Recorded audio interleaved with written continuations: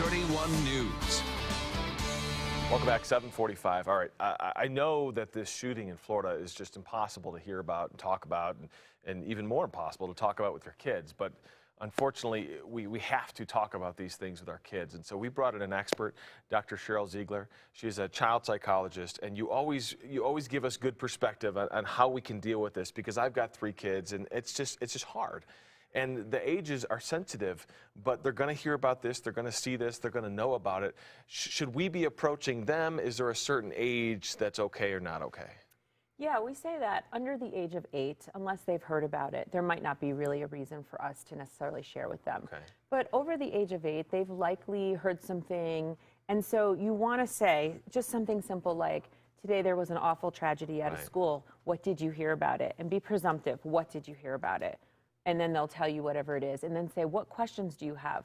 Let them lead the conversation, let them ask questions, and then go from there. Do you think we often give them too much without realizing that they didn't know any of that before the conversation started? Yeah, I think parents do one extreme or the other. They either completely avoid it, don't want to talk about it, or you get nervous when you start talking about it. And when we're nervous, we tend to over-talk. Well, and as a parent, I mean, I'm scared. It scares me. How do we not let that be contagious to our kids? Because we don't want them to be afraid to go do the normal things that are, relatively speaking, safe. Right, exactly. So I think one of the biggest things is to remind your kids and ourselves that the schools are prepared for things like this. This is why you have practice drills. Pay attention while you're doing those things. Know that every adult in the school is trained, knows what to do, and is there to keep you safe. I think we have to remember that, as well as reminding our kids that. Well, and something I've heard too from people is reminding your kids that there may be, if something happens, there may be a bad person, but there's also hundreds of good people who just want to help everybody else out, and seek those people out and go with those people. Is that a message that you try to send? It is. I mean, it is certainly getting harder and harder with more and more school shootings, but we have to remind all of ourselves that there is more good in the world than bad, and that there's something that you can do about it, no matter how small, whether it's student council at a school, all the way up to administrators, that we can all be a part of the solution. Social media, 24-hour news, how do we protect our kids from maybe hearing the wrong things or hearing the wrong message?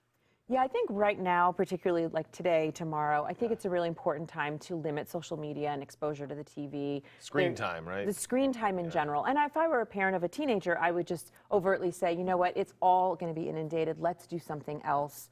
Let's just spend time together as a family. We need a break from this. Right. And when our kids say why, because that's always the question I have a hard time answering. Why? Why would somebody do this? Why did this happen? Yeah. I think the answer is that there are people that are hurting in the world. It might start even as bullies. It might start as the really quiet kid. We never know what's going on, and that they have access and means to kind of take out their aggression on others, and that's why we always want to be kind. Oh, it's so tough. I mean, you have kids about the same ages as my kids, and I mean, I feel like there's never a right answer on how to deal with this. Right. And as parents, we feel like we're always going to do it wrong no matter what we do. Right.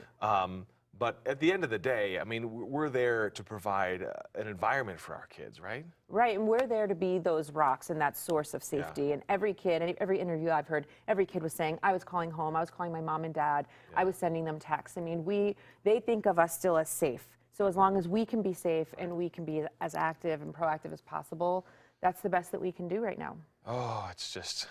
I mean, it's so heavy and it's so hard. And I said this earlier, the thought of my kid having to use these skills that they're taught, it just puts this pit in my stomach. But I appreciate the perspective. And as always, you kind of give us some good guidance on how we can navigate what's just an impossible situation. Doctor, thank you so much. Thank you. Good to see you, as always. Let's get over to your weather now. Greg's got that. Yeah, it's crazy because as a soon-to-be parent, but someone who's never honestly had to think about what you guys are talking about now, it's good to actually hear a professional perspective. So thank you very much for that. Now back at Shanker Skycam time as we take